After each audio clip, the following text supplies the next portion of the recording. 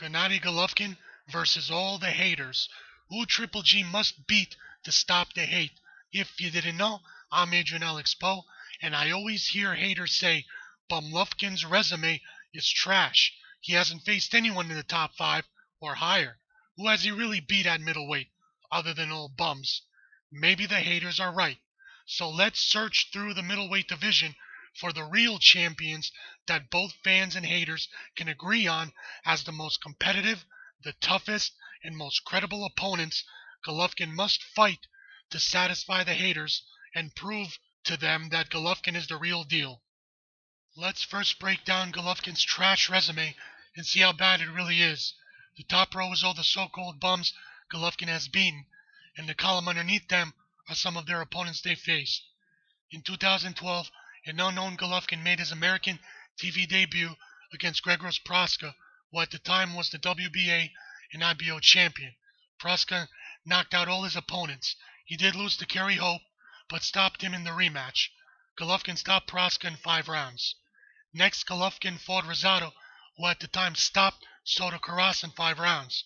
After losing to Golovkin, Rosado got a no decision against J. Leon Love, who clearly lost the fight, then gave Peter Quillin a tough fight. So if you give Quillin credit for beating Rosado, well, Golovkin beat him first. Golovkin then stopped Ishida in 3 rounds, who at the time knocked out an undefeated James Kirkland in the first round.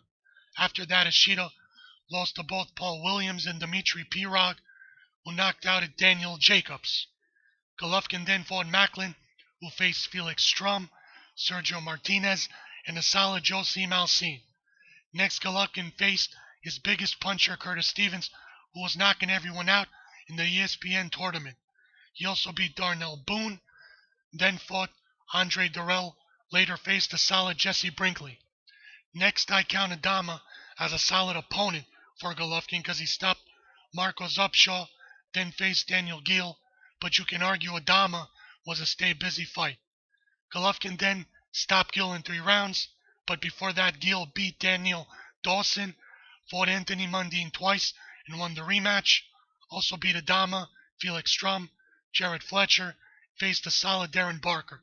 If a drain Gill counts on Miguel Cotto's resume, then why not a prime version of Gill on Golovkin's resume? Next, Golovkin beat Rubio, who you can say was a finished fighter, but has a more extensive resume than Golovkin. Rubio beat Kasim Uma way before Golovkin stopped him. Rubio faced Kelly Pavlik, stopped a younger David Lemieux, went the distance with Julio Cesar Chavez Jr., stopped Carlos Boldemir, and most recently gave a tougher fight to Anthony Durrell. Next, Golovkin stopped a very solid Martin Murray, who some people had beating Felix Strum, and also had beating a better version of Sergio Martinez than Cotto beat. Golovkin then faced a younger William Monroe Jr., who only had 1 loss to Darnell Boone, and won the Boxino tournament. Monroe also beat Brandon Adams and Brian Vera. Finally, Golovkin stopped a very dangerous and heavy-handed Lemieux. He was stopped by a younger Rubio, faced Josie Malcine, Marcos Upshaw, and Fernando Guerrero, all solid fighters. Then Lemieux stopped Gabriel Rosado and beat Hassan Endon. If you say everyone has a better resume than Golovkin, then when he beats them, shouldn't Golovkin get more credit? Did Golovkin still fight all bums now? Now let's look at the current middleweight division based on the BoxRec rankings. If you think BoxRec is bullshit, then just humor me. Let's pick out the credible opponents that Golovkin must step up and fight. Canelo Alvarez is the #1 ranked middleweight. It used to be Miguel Cotto after winning the belt off Sergio Martinez at a catchweight, then lost to Canelo at a catchweight. Golovkin is undefeated, has been fighting at 160 for his entire career, but Canelo beats one guy at a catchweight and now becomes #1. Golovkin is ranked #2, so he should fight the #1 guy. #3 is Danny Jacobs. It used to be Peter Quillin, but Jacobs stopped him in the first round, and he takes his spot. Jacobs' performance earned him a shot at Golovkin. #4 is Andy Lee, who is solid, has KO power, and got a draw against a then undefeated Quillin. #5 is George Sebastian Hyland.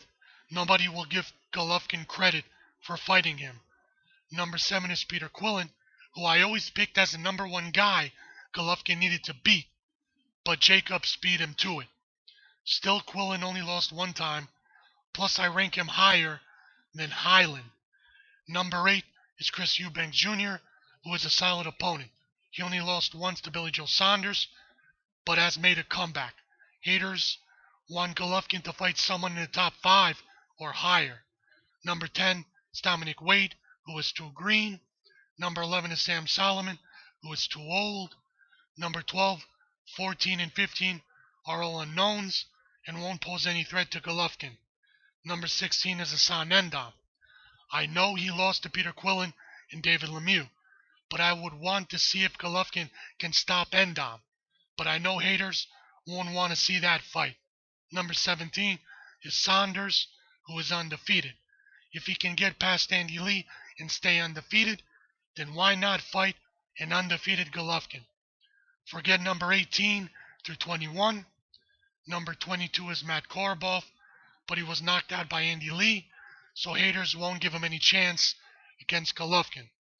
Finally, number 23 is Toriano Johnson, who is technically one of Golovkin's mandatories, but since he was stopped by Curtis Stevens and his rank so low, haters will crucify Golovkin if they fought. Now, if Golovkin moves up without thoroughly cleaning out the division, haters will say Golovkin ducked the whole middleweight division. So-and-so would have beaten Golovkin. By saying Golovkin needs to move up where he can fight better, stronger competition, that means Golovkin is already the best middleweight and everybody else at 160 is a bum. So who is credible? Here is all my list of credible opponents for Golovkin to face. On the left side are all my reasons to why they are credible, but I will beat the haters to the punch, because on the right side will be all the reasons for why the opponent is a bum and not credible for Golovkin to fight. My first pick is the number 1 ranked middleweight, Canelo Alvarez. For starters, he is Golovkin's mandatory, even though the sanctioning bodies keep giving Canelo extensions. Canelo has a great resume, plus he beat Cotto, who is better than anyone on Golovkin's resume. Canelo has never been dropped or stopped, so imagine if Triple G can do what nobody else has done. At the post-fight press conference, Canelo flexed his arms and said, "I'm ready to fight Golovkin right now," but left out the part only at 155 catchweight. Canelo is a natural 160-pounder. He has the WBC title, and Golovkin wants to unify the belts. Canelo is known to fight everyone, and not known for ducking. This would be the name Golovkin needs on his resume. Now, if Golovkin destroys Canelo, all the haters will say, he wasn't really ranked number 1. Golovkin was too big and Canelo too small. Not a natural middleweight. Canelo's overrated fighter, protected by Golden Boy. Who did he really fight at 154? He lost to Austin Trout and also the Lara fight. Canelo was too green against Golovkin. Who has Canelo beat at middleweight? He beat an old, washed-up Cotto at a catchweight. Canelo is a hype job. Next is Daniel Jacobs, ranked at number 3. He is coming off an explosive first-round TKO win against an unbeaten Quillen. Now people have dubbed Jacobs as the monster of the middleweight division. I heard them say Jacobs beats everyone at middleweight and can beat all the opponents on Golovkin's resume. They also said beating Quillen is more impressive than anything Golovkin did, and Jacobs has a better resume than Golovkin. This would be a great test for Golovkin because Jacobs is fast and has punching power. Now, if Golovkin stops Jacobs, the haters will say Jacobs was already knocked out by the bum Dmitry Pirog. He lost all his real step-up fights. Who has Jacobs really beat, besides soft touches to build him up? They will discredit the Quillen fight. It was a lucky punch, a premature stoppage. Quillen was a bum. The only reason Jacobs' KO percentage is so high is because he KO'd all bums. He got knocked down by the bum Sergio Mora. Jacobs was protected his whole career. Next is Andy Lee, ranked at number 4. Both men fought each other in the amateurs, so the fight could be built up on that. Lee has one punch KO power.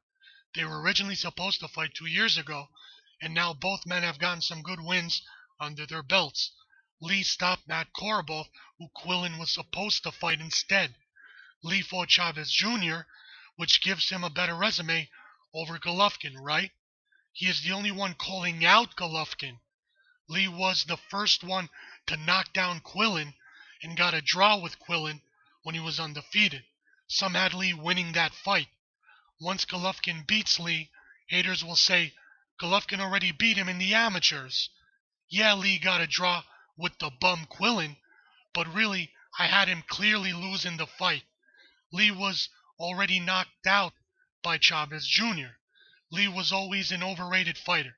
He is easy to outbox and only has the right hand. Who has Lee really beat? He knocked out that bum Korobov. Lee isn't even ranked in the top 3. Now ranked at number 7 is Peter Quillen, who used to be number 2 when he was undefeated, and I think he should be ranked a little higher. Just because Quillen lost one time doesn't turn him into a bum. He has punching power, fast hands, and is the best boxer Golovkin can face. He was the first to beat Hassan Endam and knocked him down 6 times. Most people had Quillen beating Andy Lee. Can Golovkin do better than what Jacobs did? Gabriel Rosado is a common opponent with Golovkin, even though Golovkin beat Rosado first and much better than Quillen. This would still be a great win on Golovkin's resume. Now after Golovkin stops Quillen for the second time in his career, haters will say Quillen's not even ranked in the top 5. Jacobs beat him much better than Golovkin. Quillen lost his fire. Wants to be an actor, not a fighter. Only cares about money. His own record was protected. The haters will discredit all his wins at middleweight. Endam was beating him, and Quillen only won because of the 6 knockdowns. Plus, Endam was a bum to begin with because he got beat by David Lemieux. Rosado was beating him, and Quillen was lucky it was stopped due to cuts. Lee knocked him down, and I really had Quillen losing the fight. Quillen was stopped by a bum Jacobs. Quillen was ducking Golovkin this whole time. He even ducked Matt Korobov. Who did Quillen really beat? And finally, the last credible opponent Golovkin should fight is Billy Joe Saunders, who is ranked at number 17. If he gets past Andy Lee, then he will be ranked higher. I think Saunders is the most credible because of his undefeated streak. He has never been stopped and is a really skilled boxer. He also beat Chris Eubanks Jr. This would be another great test for Golovkin. But if Golovkin stops Saunders, all the haters will say, who has Saunders really beat? He isn't even in the top 15. If he beats Andy Lee, then he beat a bum. But if Andy Lee beats him, then he lost to a bum. He beat a bum Chris Eubanks Jr. Saunders is just another Euro bum. So let me know in the comments, because I'm sure we will disagree. But which fighters did you pick as credible? Also, did I miss any of the haters' reasons for why they're all bums? Or can you come up with your own reasons? Bring on the hate.